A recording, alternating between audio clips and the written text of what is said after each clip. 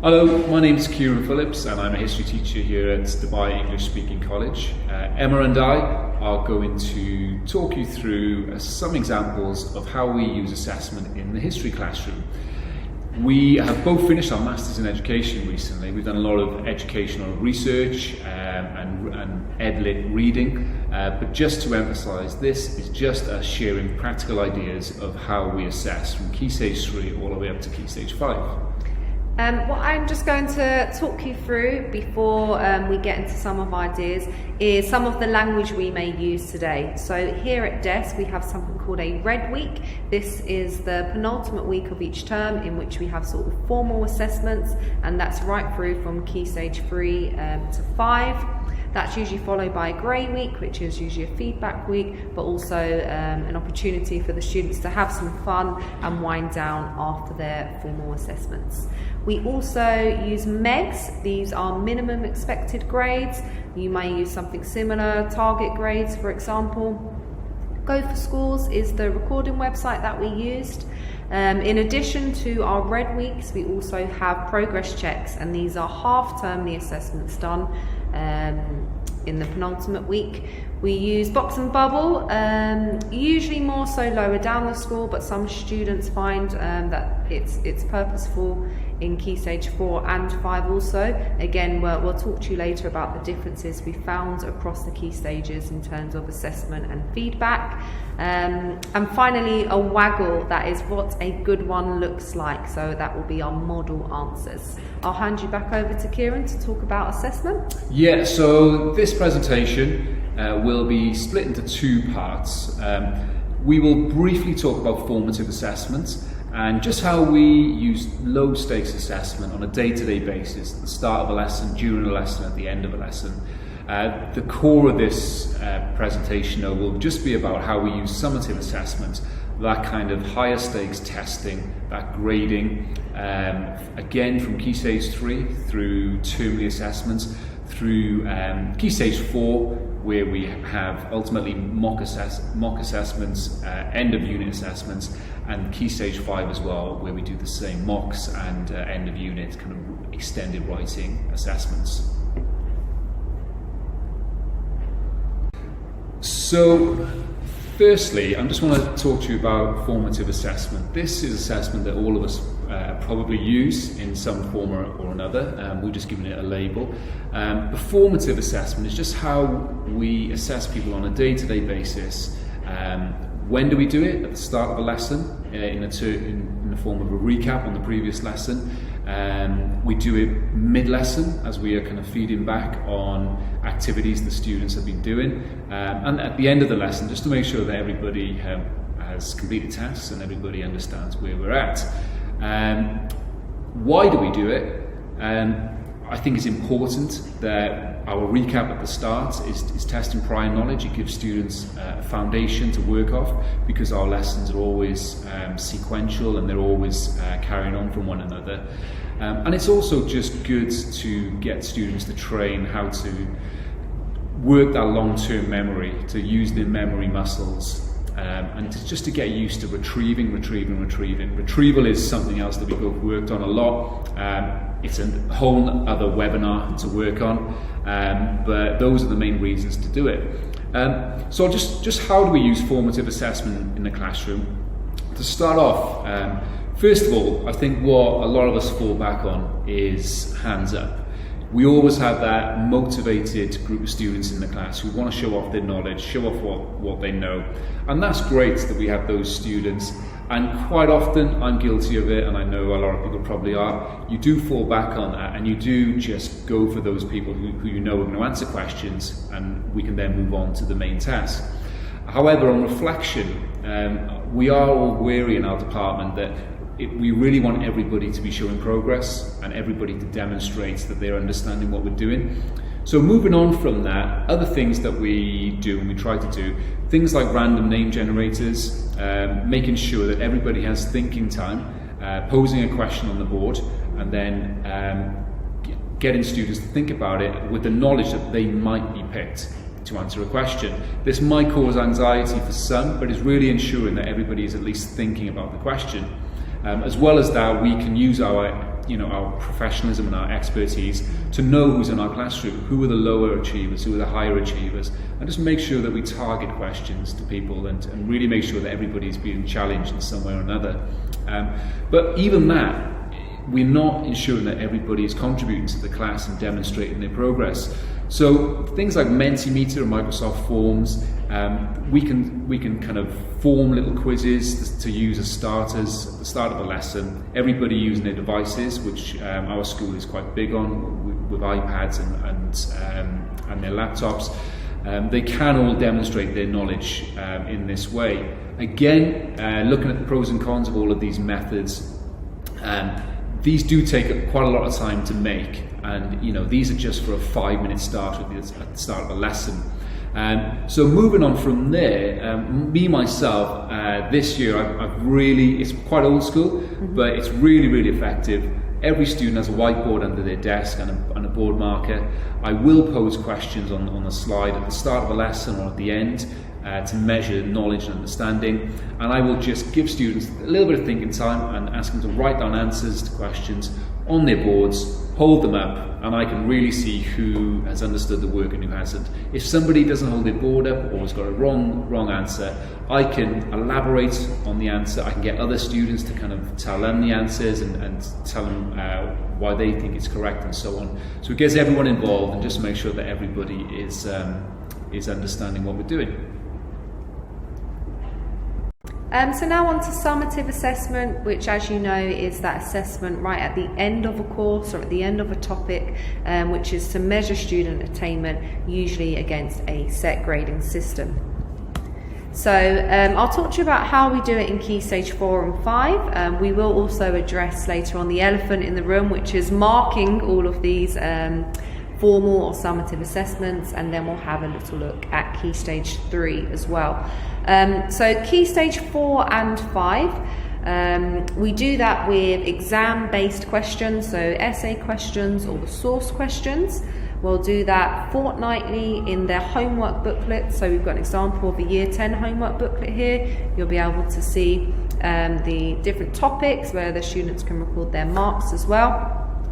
We also have those red week assessments as well at the end of a topic or at the end of a term, and then also mock papers as well, usually at the end of a year or 2 or 3 topics.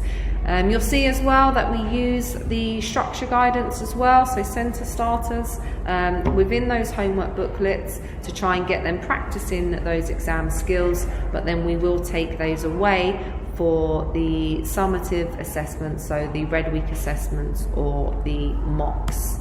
For Key Stage 3, similarly, we have those red week assessments and those progress checks.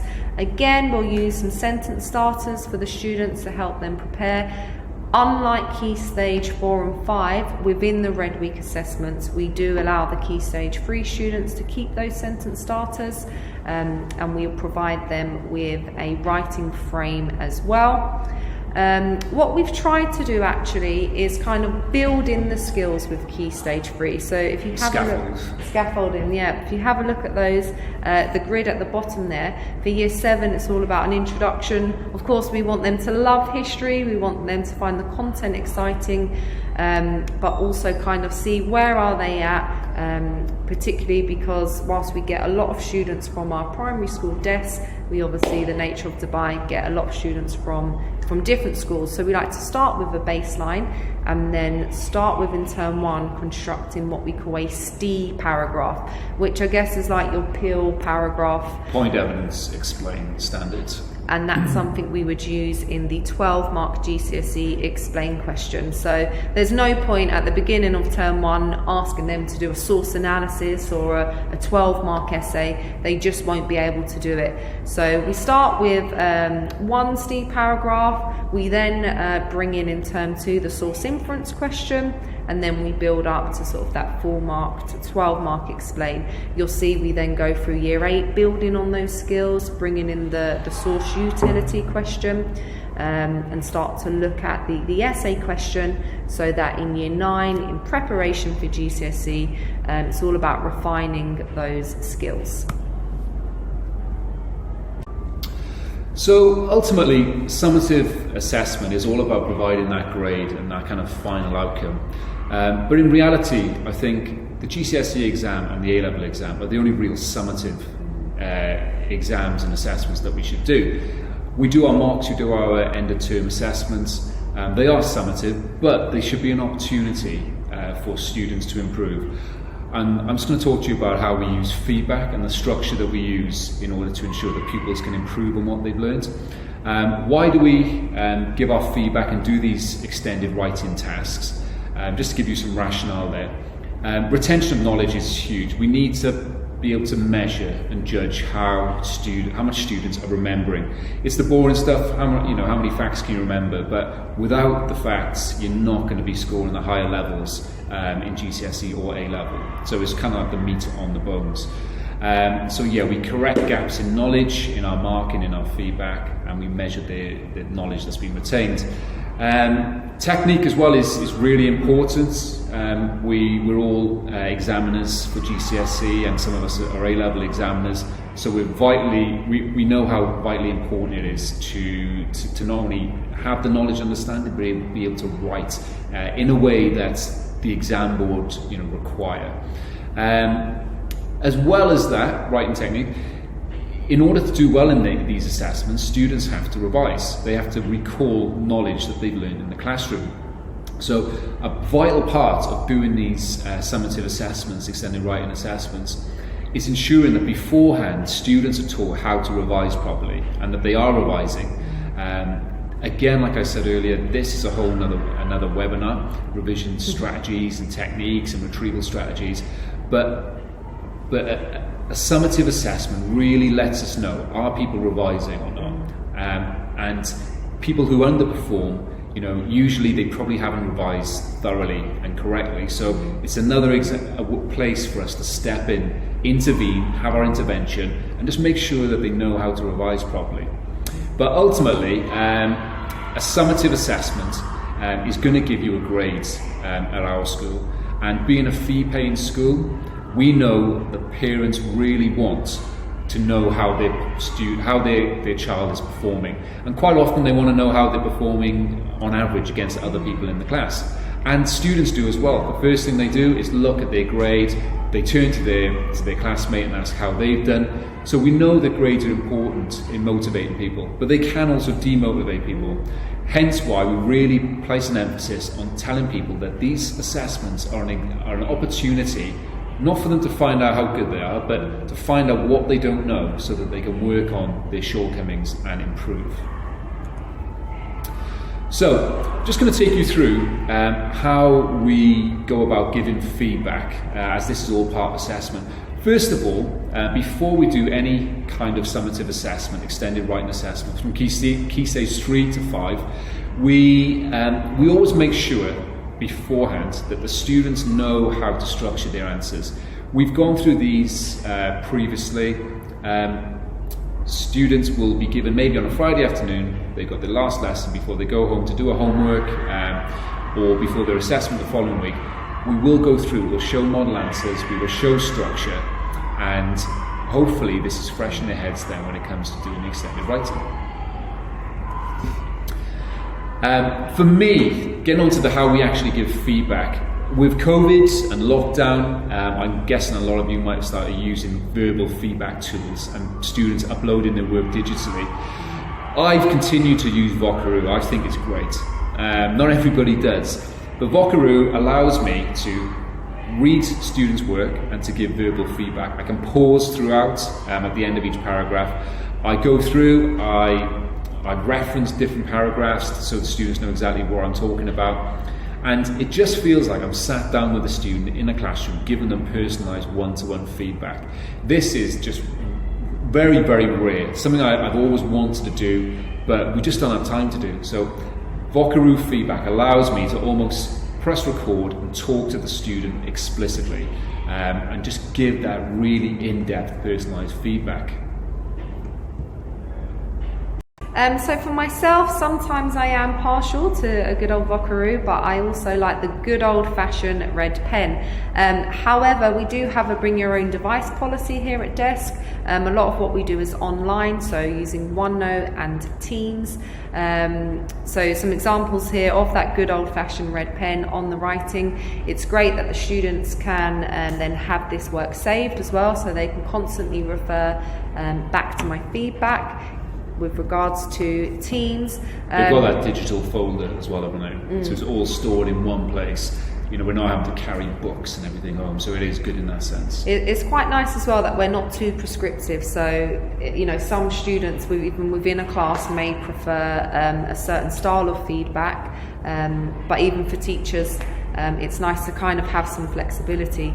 I think the older students, so particularly Key Stage 5, they like a rubrics on Teams. So I know you use Teams quite a bit as well, because these are assessment objectives straight off the exam board, so it kind of formalises it as well. But what's great, once you've added the rubric and you've sort of clicked a box, which again is quite a quick and effective way to mark, you can also give direct feedback as well. I think it's good that when we're marking whether Vocaroo or written, we can highlight kind of inaccuracies in facts. We can ask students to elaborate on the explanations and kind of opinions. But when it does come to Key Stage 4 and 5, having these rubrics from the actual mark schemes just kind of validates what we're saying and just gives them rationale on kind of, okay, well, that's why Sir or Miss has given us this level or mark.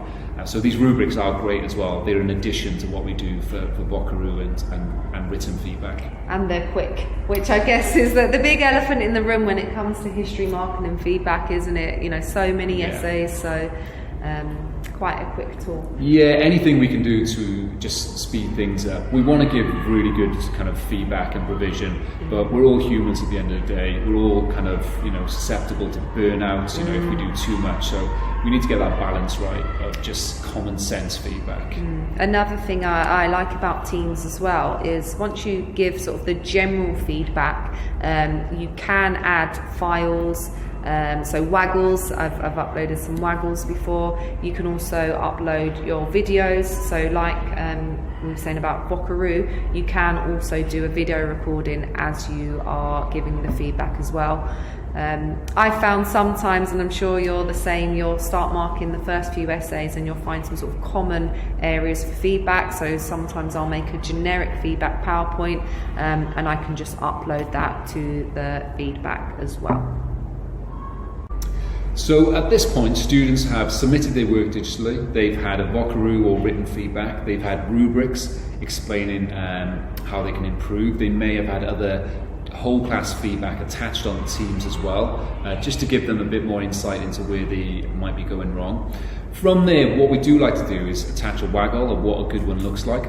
So basically, we will write an answer to whatever homework that they've done. We will share it with them, and we will just, as they are looking at their work and their feedback, they will look through, you know, a very good answer, usually written by a teacher or maybe sometimes a past pupil's piece of work, and they can really just see, oh, okay, right, that's what I'm aiming for. So the waggle, we find just a really good tool, and students love them because it really kind of makes things click. And then what we aim to do is obviously try and get students to kind of respond to our feedback and then later action it. So we use something called a box and a bubble. So a box is the what went well, and the bubble would be the improvement. So some people use 2 stars and a wish or whatever that form is, because it's about obviously highlighting where they have done something really well and what they need to continue to do, but also any sort of shortcomings and how to improve. I find this works better lower down the school, particularly sort of Key Stage 3, whereas I think 4 and 5, I don't know, what would you say? They're more... I think it's really important that, you know, a lot of students will see their grade and think brilliant and not do anything. It's so important that they listen to their feedback or read their feedback. And what we'd really try and get them to do is summarize what we've said or what we've written. So they'll summarize what went well from everything into the box and summarize what they need to improve in the other box. We, as a class, what I would usually do is I would circulate the class as they're doing this, and I just read, have a little read what everyone's saying. I would also get students, once they finish this activity, I would just ask around the class, some different students, can you explain to me what you've done well? What is it that you feel you need to improve? I know the answer to these because I've marked their work. So I'm just really testing them and making sure that they're doing this. But I think the big thing from this is all well and good. They know how they need to improve. What do they do next? How do they action this?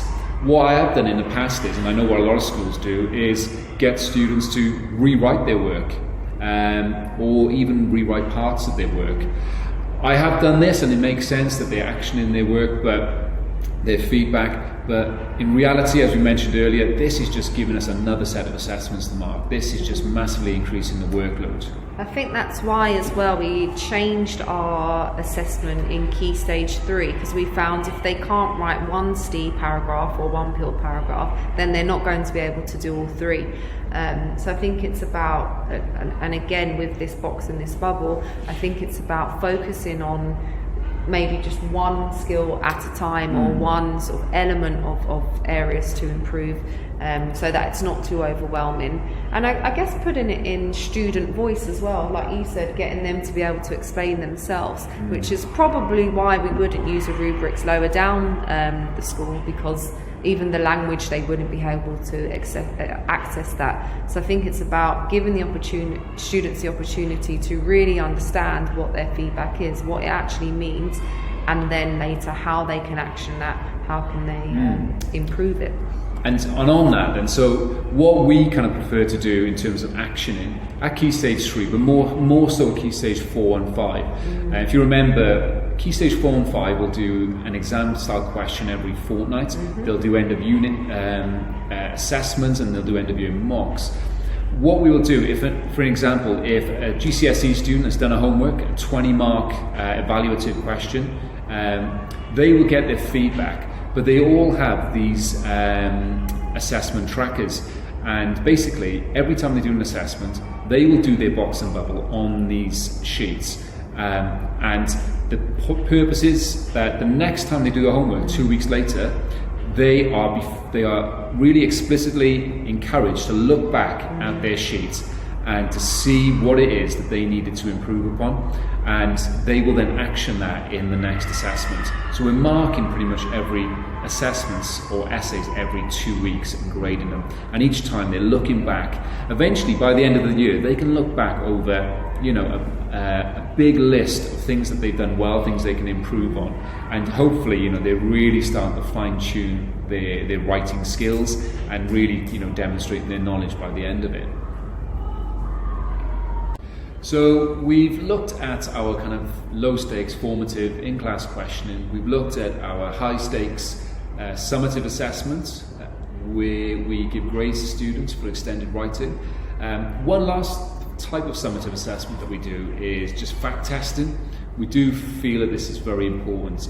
It allows us to see what facts students remember, because they need these facts to pad out their extended answers and to really access the higher grades at Key Stage 4 and 5. So Microsoft Forms is what we use. I know some people use Mentimeter and apps on Google and so on. Key Stage 3, every half term we do these fact tests along with a smaller piece of extended writing.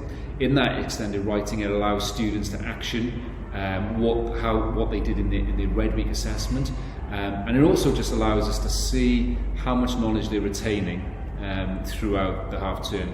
It might not seem important, Key Stage 3 students remembering facts, but to remember those facts, they would have had to have done some revision. And so this is all about just training them for Key Stage 4 and 5.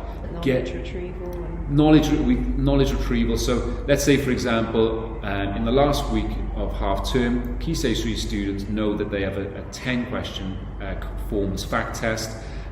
The week before, they will have retrieval activities shared with them, things like brain dumps, quizzes. We encourage students to make flashcards and so on. So it's just a way of, it's a means to an end really, of just getting them to revise and get into their habits. We do it as well, Key Stage 4 and 5. This is a little bit more important. We do need to know that they are retaining knowledge for each paper they do. and for each unit of work in Key Stage 5. And so yeah, this is just low stakes. If you go on to the next slide, the purpose of this is really to identify, what students don't know. Again, parents will want to see a grade, and students will want to see a grade, and they'll compare with each other. But ultimately, we always emphasise that this is about finding out what you don't know, so that we can help you improve and grow. At the end of a fact test, for example, straight away it's very convenient. It comes up on my device. I can see who's finished, who hasn't, how long each person takes. And once everyone's done, I will have everybody's scores, which we keep on a database, and which gives us an equivalent grade. The important thing here, and which some people might kind of skirt over, is to go through the questions. I can see that 95% of people have answered the first question correctly. I know they're fine on it. Question 2, there might be just 30% of correct answers. So I can speak about the correct answer, I can elaborate on it, and I can even ask other people who got it correct to share their information with the class. So that's the whole thing. It's feeding back, identifying gaps in knowledge in a very convenient way. So we can go over marking, it's self-marking, and we can get a grade. Am I right in thinking as well, when the student puts in their answers at the end of the quiz, they'll be told the correct answer to the one that they got wrong as well? Yeah. So it's instant feedback. So it puts a tick next to the correct answer, so they can see that as well. So you don't really need teacher intervention, but it's just good to elaborate and really build the picture, make sure it kind of sticks for students. So yeah, that is kind of all of our main forms of assessment that we use there. So thank you for listening. Hopefully you're able to take away some practical ideas from this, whether it's the fortnightly homework booklets or building in assessment into Key Stage 3. We just want to leave you with, a few takeaways. Essentially, that the aim of both formative and summative assessment needs to be to help students improve. Yes, it's important to get that grade, especially in fee-paying schools, but it's about preparing those students ultimately for those GCSEs and A-level exams. It's about providing personalised and in-depth feedback, so whether that's the Vockaroo, whether that's the exam rubrics cube, it's about what works for the teacher, but also the students as well.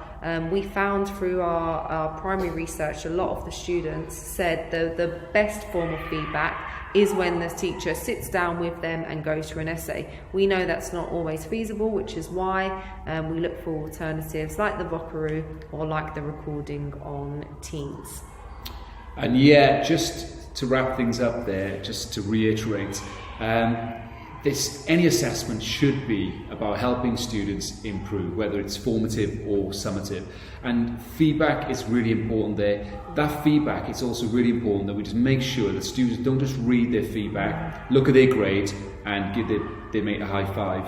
It's about action in it. You can rewrite stuff straight away, but it creates a lot more work for student and teacher. We feel that it's fine and appropriate for students to record their feedback and to action it 2 weeks later when they do another piece of kind of in-depth writing for their homework.